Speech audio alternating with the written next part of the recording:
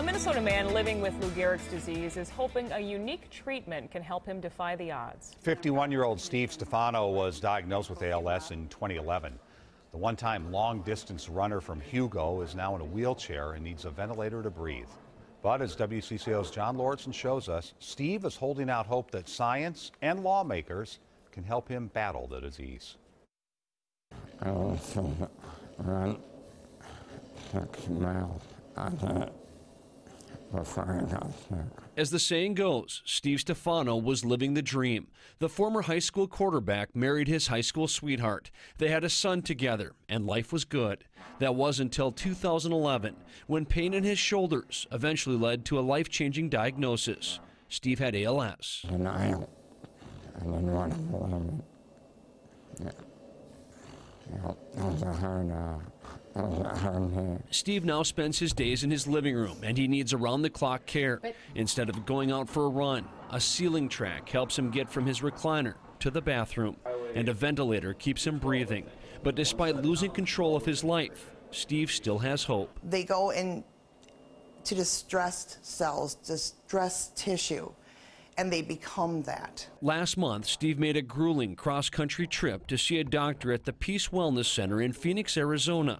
She performed a relatively new procedure on Steve. She took stem cells from his fat tissue and injected them into his shoulders, legs, and other problem areas. Maybe it'll help with Steve's neurons, his joints, connective tissues. About 53% of ALS patients see improvement after about 9 months, and the procedure is known to extend lives. It just gave you some faith again. The reason Steve could even get to Phoenix was because of close friends and complete strangers.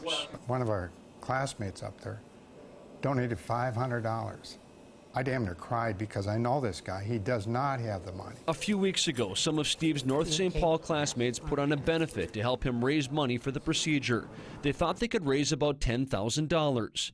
They were wrong.